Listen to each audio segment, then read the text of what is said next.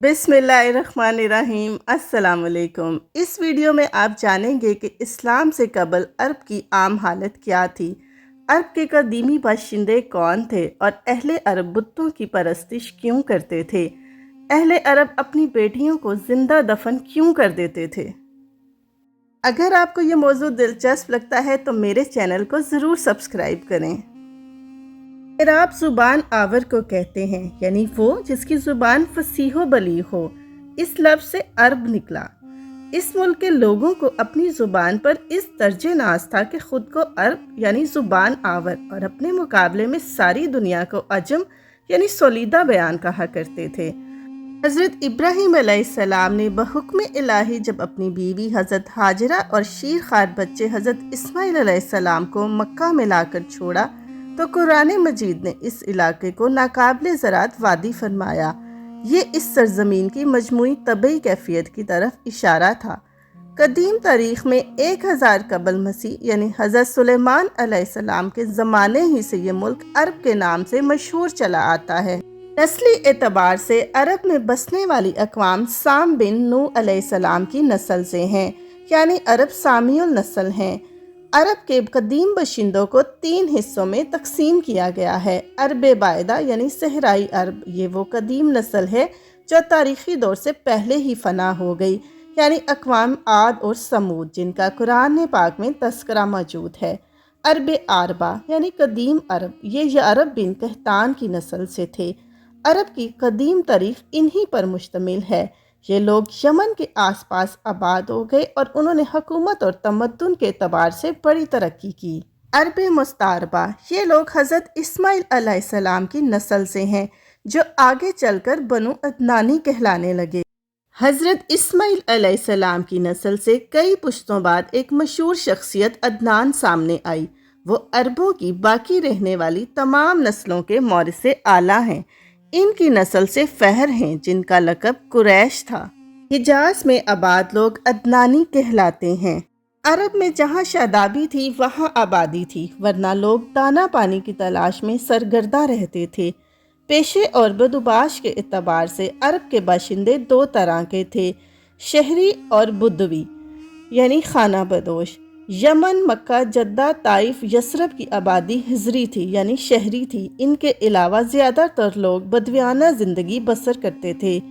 शहरी अरबों में तमद्दुन था, तिजारत और ज़राअत पेशा थे। उनके शादी ब्याह के तरीके मुतय्यन थे। कच्ची ईंटों और पत्थरों से मकान बनाते थे। मखसूस और पुरवकार लिबास पहनते, शेर व शायरी और खताबत का आला ज़ौक़ रखते। खानगी ज़िंदगी में औरतों पर बरतरी थी। मेहमान नवाज ऐसे थे कि एक गरीब बदूबी अपनी वाहिद ज़रिया हयात ऊँटनी को मेहमान की खातिर ज़बा करने में पसो पेश ना करता।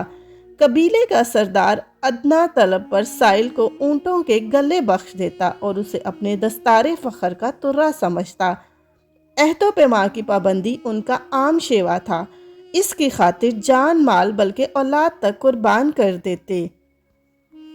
बदवी अरब सहराई ज़िंदगी के आदी थे। ग़िज़ा और चारे की तलाश में इधर उधर फिरते, खैमों में रहते थे, मवेशी पालते। वो फितरतन दलेर, शुजा, मेहमान नवाज और वादे के पक्के थे, लेकिन फितरत जंगजुआना थी, बल्कि जुराइम पेशा थी।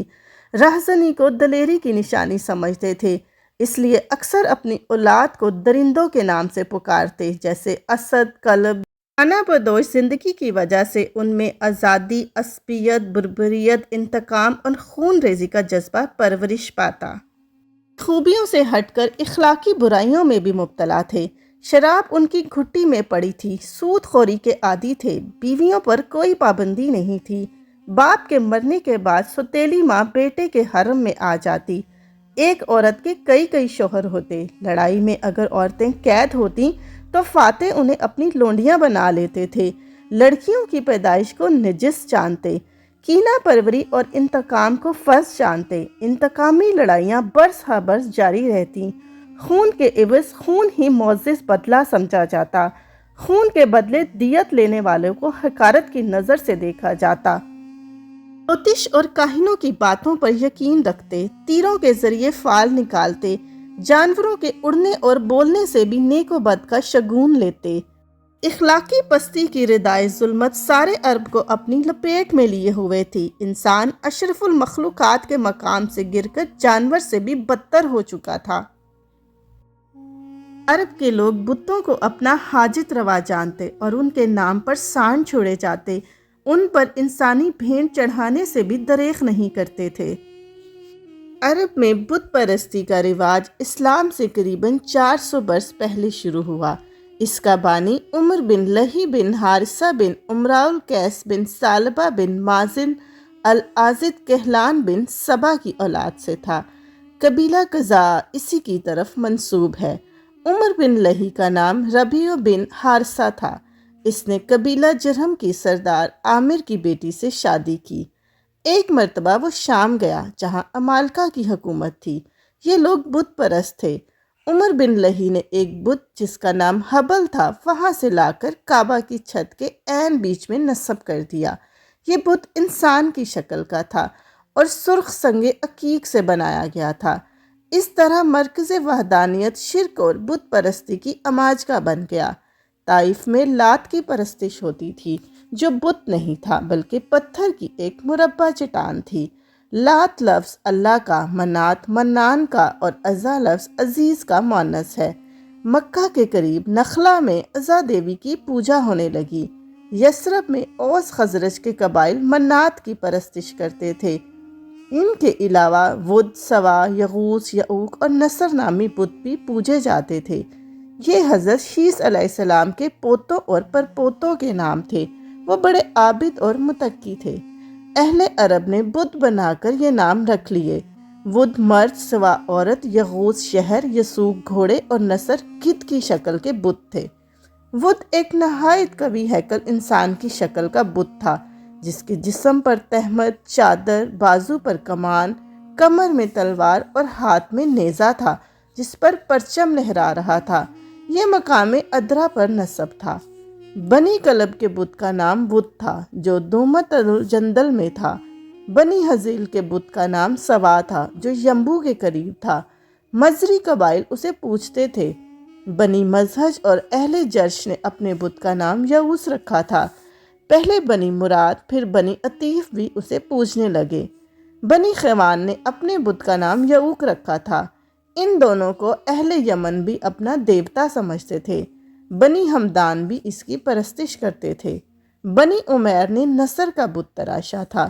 یہودی مذاہب اختیار کرنے سے پہلے وہ اسی کی پوجا کرتے تھے۔ اصاف اور نائلہ کے بت چاہے زمزم پر براجمان تھے۔ بنی جرہم کے زمانے میں صفا پر مرد بت اصاف اور مروہ پر عورت کی شکل کا بت نائلہ تھا۔ اصاف بن یالا اور مسمات نائلہ بنت زید بن جرہم یمن کے باشندے تھے۔ بیت اللہ میں زنا کے مرتکب ہوئے جہاں وہ مسخ کر دیے گئے۔ انہیں رسوا کرنے کے لیے صفا پر اصاف اور مروہ پر نائلہ کی لاشیں پھینک دیے گئے۔ کچھ عرصے بعد ان کے بت بنا کر پرستش شروع کر دی۔ نہیک اور معتم نامی بت بھی صفا اور مروہ پر نصب تھے۔ ان کے علاوہ 360 بت خانہ کعبہ کے گرد تھے جو سیسے سے جڑ کر کھڑے کیے گئے تھے۔ بت پرستی کا یہ دور صدیوں پر محیط تھا۔ اہل عرب ان بتوں اور پتھروں کی تعظیم اور عبادت ان کو قادر مطلق سمجھ کر نہیں کرتے تھے بلکہ ان کا اعتقاد تھا کہ یہ انہیں خدا کے قریب کر دیں گے۔ خالق، رازق اور موت و حیات کا مالک تو اللہ ہی کو سمجھتے تھے۔ بت پرستوں کے علاوہ مکہ میں کچھ موحد بھی تھے جو اپنے آپ کو دین حنیف کا پیروکار کہتے تھے۔ ستارہ پرست صابی، مجوسی، نصرابی اور یہودی مذہب کے ماننے والے بھی عرب کے مختلف حصوں میں آباد تھے۔ زمانہ جاہلیت میں عربوں کی تعلیمی حالت بہت پست تھی۔ جب اسلام آیا تو قبیلہ قریش میں صرف 17 آدمی لکھنا جانتے تھے۔ مکہ میں وہ سب پیشے موجود تھے جو کسی متمدن شہر میں ہو سکتے ہیں۔ یہ ضروری نہیں تھا کہ بچہ باپ کا ہی پیشہ اختیار کرے۔ ان میں قابل ذکر یہ ہیں: پارشہ فروش، غلہ فروش، عطر فروش، تیل فروش، شراب فروش، چرم فروش، مویشی فروش، قصاب، درزی، بڑھئی، لوہار، تیر ساز، گویے۔ ابن قنیبہ نے ظہور اسلام کے وقت بعض صحابہ اور کفار کے پیشے بھی بتائے ہیں۔ حضرت ابو بکر صدیق رضی اللہ عنہ اور حضرت عثمان رضی اللہ عنہ کپڑے کی تجارت کرتے تھے۔ حضرت سعد رضی اللہ عنہ بن ابی وقاص تیر ساز تھے۔ ابو طالب عطر فروش تھے، بعض اوقات گیہوں بھی فروخت کرتے تھے۔ عباس رضی اللہ عنہ ابن عبد المطلب سودی لین دین کے علاوہ موسم حج میں عطر بھی فروخت کرتے تھے۔ مکہ میں جبل عرفات کے پیچھے عکاظ میں ہر سال تجارتی میلہ لگتا تھا۔ قبائل کے سردار بھی جمع ہوتے اور آپس میں معاہدات کی شرائط طے کرتے۔ دور دور سے تاجر مال لاتے۔ میلے کے دنوں میں بڑی چہل پہل ہو جاتی۔ تجارت کے ساتھ ساتھ شعر و شاعری، خطابت اور فنون حرب کے مقابلے بھی ہوتے۔ سخن فہمی اور شاعری گویا ان کی گھٹی میں پڑی تھی۔ ان کی شاعری ان کے صحراؤں کی طرح وسیع، پہاڑوں کی مانند عجیب، بدویانہ زندگی کی طرح سادہ اور بے تکلف تھی۔ انہوں نے اونٹوں کی رفتار سے اپنے اشعار کے اوزان بنائے تھے۔ اہل قبیلہ اپنے شعراء کی شہ سواروں اور جنگجو دلیروں سے بھی زیادہ قدر کرتے۔ انہیں قبیلے کی عزت و آبرو کا نگہبان، حسب نسب کا محافظ اور آباء و اجداد کے کارناموں کا زندہ رکھنے والا سمجھتے۔ جب کسی قبیلے میں کوئی اچھا شاعر پیدا ہوتا تو دوسرے قبائل کے لوگ آ کر مبارکباد دیتے۔ ان کی شاعری کی کل کائنات فخر، نسب، اظہار عشق اور اعلان جنگ تھی۔ قبیلے قبیلے میں شاعر موجود تھے، اس لیے ہر فرد کی زبان ایسی منجھ گئی تھی کہ اہل عرب دوسروں کو اپنا ہمسر نہیں سمجھتے تھے۔ اس زمانے میں شعراء کا وہی مقام تھا جو ہماری موجودہ سوسائٹی میں اخبارات کا ہے۔ عکاظ کے اجتماع میں مختلف قبائل کے شاعر اور خطیب بڑھ چڑھ کر حصہ لیتے۔ شاعروں میں جس کا کلام شرف قبولیت حاصل کرتا، اس کے فن کا اعتراف اس طرح کیا جاتا کہ ریشمی کپڑے پر قصیدہ لکھ کر خانہ کعبہ میں آویزہ کر دیا جاتا۔ ملک عرب کو کسی سیاسی وحدت کے تابع نہ تھا، لیکن تجارتی میلوں سے ایک معاشی اور اقتصادی وحدت کا پتہ چلتا ہے۔ شام و حجاز کے مابین دومت الجندل میں ربیع الاول کی پہلی تاریخ کو میلہ شروع ہوتا۔ مکہ سے قریش اپنا سامان تجارت لے کر جاتے۔ کم رمضان سے 20 دن کے لیے عدن میں میلہ لگتا۔ عدن عطریات کے لیے بہت مشہور تھا، یہاں اس کی بہت فروخت ہوتی۔ ذی الحج میں حج کا موسم آتا تو ذی المجاز اور منی میں میلہ لگتا۔ عکاظ، ذی المجاز اور منی کے میلے بہت بڑے ہوتے، چونکہ حج کے لیے بڑی تعداد میں لوگ جمع ہوتے۔ ان میلوں میں شرکت اس لیے بھی زیادہ ہوتی کہ عہد قدیم سے 4 ماہ یعنی ذی القعدہ، ذی الحج، محرم اور رجب محفوظ اور محترم مہینے قرار دیے گئے تھے۔ ہر طرف امن ہوتا، اس لیے تعداد زیادہ ہوتی۔ حج کے بعد 10ویں محرم سے خیبر اور یمامہ میں میلے لگتے۔ زمانہ جاہلیت میں عرب لڑکیوں کی پیدائش کو منحوس سمجھتے تھے اور انہیں زندہ درگور کر دیتے تھے۔ مکہ میں ابو دلامہ نامی پہاڑی کے دامن میں قریش اپنی بیٹیوں کو زندہ دفن کیا کرتے تھے۔ یہ وحشیانہ عمل بنی تمیم میں کثرت سے تھا۔ دیگر قبائل میں 10 میں سے 1 آدمی اس مذموم فعل کا مرتکب ہوتا تھا۔ سب سے پہلے جس نے اپنی بیٹی کو زندہ دفن کیا، اس کا نام قیس بن عاصم تمیمی ہے۔ بن تمیم کے جس شخص نے اس قسم کی لڑکیوں کو فدیہ دے کر چھڑا لیا اور اپنے گھر میں ان کی پرورش کی، اس کا نام ساساتہ ابن ناجبہ ہے۔ اس مذموم فعل کی ابتدا کے بارے میں مشہور ہے کہ ایک بار بنی تمیم کے قیس بن عاصم نے نعمان بن منظر کو خراج دینے سے انکار کیا، جس پر نعمان کے بھائی ریان نے ان کے مویشی چھین لیے اور ان کی اولاد کو قید کر لیا۔ بنی تمیم کا گروہ انہیں چھڑانے کے لیے نعمان کے پاس گیا۔ اس نے کہا، اگر عورتیں تمہارے ساتھ جانا پسند کریں تو انہیں اس کا اختیار ہے۔ قیس بن عاصم کی بیٹی نے لونڈی بنا رہنا پسند کیا۔ اس پر قیس نے قسم کھائی کہ اگر کوئی بیٹی ہوگی تو اسے دفن کر دوں گا۔ چنانچہ اس نے 10 سے زیادہ بیٹیوں کو زندہ درگور کیا۔ اسے دیکھ کر اس کے قبیلے والوں نے بھی یہ فعل اختیار کر لیا۔ دیگر وجوہات میں خشک سالی کی وجہ سے تنگی، لڑائی میں مغلوب ہونے کی صورت میں بیٹیوں کا لونڈیاں بنانے کا عار اور کسی کے سسر یا سالے بننے کی شرم بھی ہے۔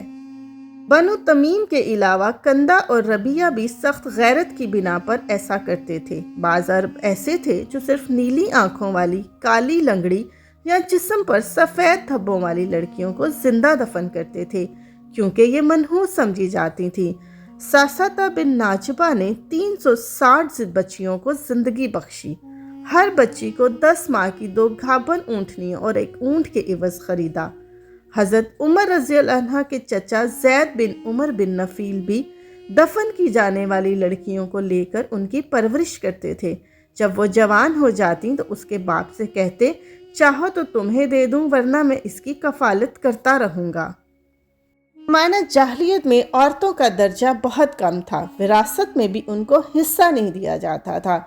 اس زمانے میں غلاموں سے بھی بہت برا سلوک کیا جاتا تھا اور وسیع پیمانے پر ان کا استحصال کیا جاتا تھا۔ قبل اسلام کی عرب معاشرت میں گہری روحانی، سماجی اور اخلاقی کمی تھی۔ یہ دور ظلم و تشدد، جاہلیت اور اخلاقی پستی کا دور تھا۔ اسلام نے آ کر ان سب مسائل کا حل پیش کیا اور عرب معاشرت کو ایک نئی روشنی عطا کی۔ اسلام سے قبل زمانہ جاہلیت میں عرب کے متعلق میری ویڈیو آپ کو کیسی لگی مجھے کمنٹ سیکشن میں بتائیے گا۔ اپنا خیال رکھیں۔ اللہ حافظ۔